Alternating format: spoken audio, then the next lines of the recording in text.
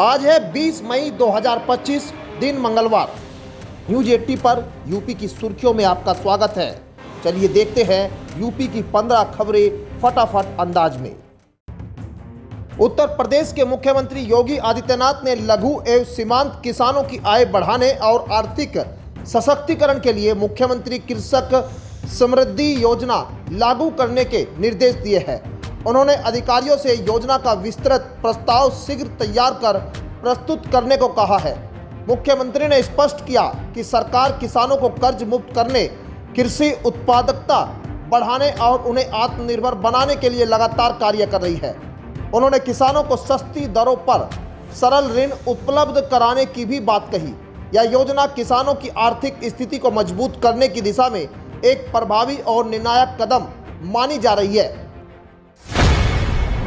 उत्तर प्रदेश में योगी सरकार ने अगले 5 वर्षों में 2 लाख से अधिक उच्च वेतन वाली नौकरियां सृजित करने और बड़े पैमाने पर विदेशी निवेश लाने का लक्ष्य तय किया है। यह लक्ष्य ग्लोबल कैपेबिलिटी सेंटर्स GCC नीति के तहत हासिल किया जाएगा, जिसे 2024 में लागू किया गया था। सरकार निवेशकों को आकर्षित करने के लिए आकर्षण सब्सिडी भी प्रदान कर रही है। इस नीति का उद्देश्य उत्तर प्रदेश को वैश्विक कारोबारी नक्शे पर स्थापित करना है। नोएडा, लखनऊ, कानपुर और वाराणसी को डिजिटल और तकनीकी सेवा केंद्र के रूप में विकसित किया जाएगा। इससे राज्य में नई नौकरियां और आधुनिक तकनीकी विकास को गति मिलेगी। उत्तर प्रदेश में योगी सरकार की मातृभूमि योजना के तहत गांव का तेजी से विकास हो रहा है।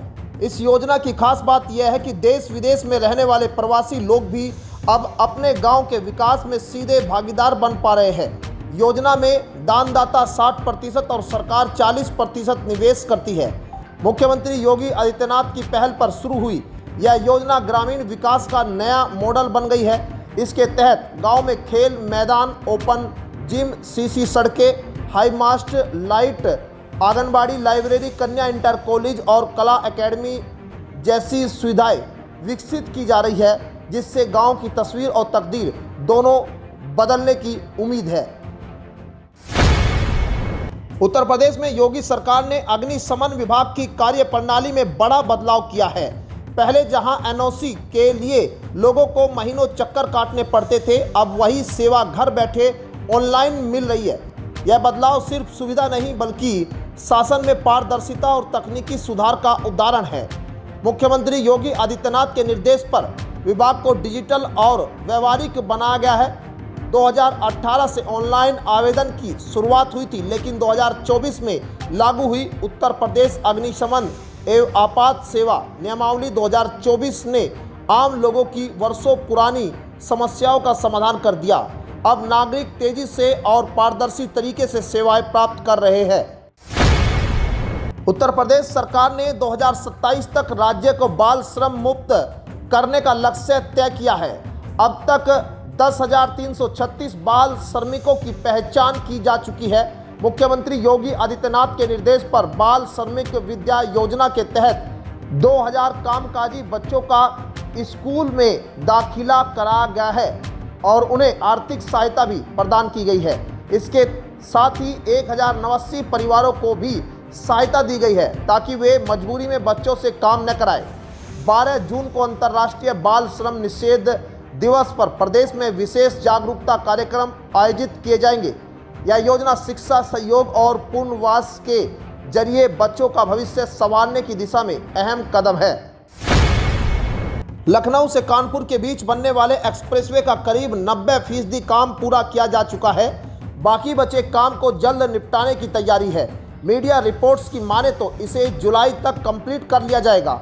यही नहीं, अगस्त में इसका किसी भी दिन उद्घाटन किया जा सकता है।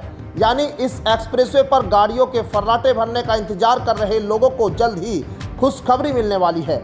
यही नहीं, अगस्त में इसका उद्घाटन किया जा सकता है। यानी इस एक्सप्रेसवे पर गाड़ियों के फर्राटा भरने का इंतजार कर रहे लोगों के लिए खुशखबरी मिलने वाली है। एक्सप्रेसवे कानपुर से लखनऊ के बीच के सफर को डबल रफ्तार मिलने वाली है।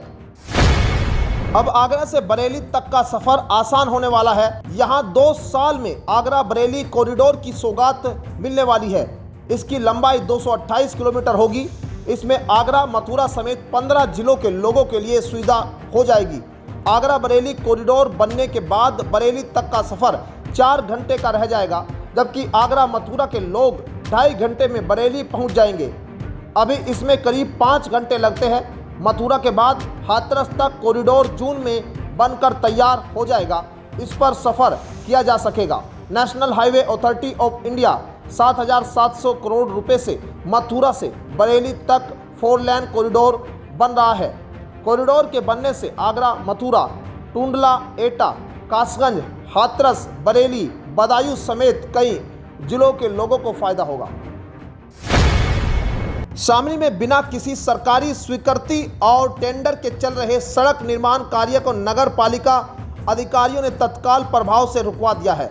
यह मामला शहर के रेलवे रोड स्थित सत्यनारायण मंदिर के पास की एक गली का बताया जा रहा है, जहां बीते 2 दिनों से सड़क निर्माण का कार्य बिना किसी वैध प्रक्रिया के किया जा रहा था। मौके पर स्थिति के अनुसार लगभग 80 मीटर लंबी एक पहले से बनी साफ सुथरी और ठीक ठाक आरसीसी सड़क का दोबारा आरसीसी सड़क डाली जा रही थी। स्थानीय लोगों द्वारा सूचना दिए जाने पर नगर पालिका की ओर से जांच की गई और यह पाया गया कि निर्माण कार्य के लिए कोई टेंडर जारी नहीं हुआ। सूचना मिलते ही नगर पालिका की टीम मौके पर पहुंची और निर्माण कार्य को तुरंत रुकवाया गया है। दिल्ली से अंबाला के बीच करनाल स्टेशन पर लाइन के दोहरीकरण का कार्य चल रहा है। ऐसे में ट्रेन को सहारनपुर के रास्ते संचालित किया जाएगा।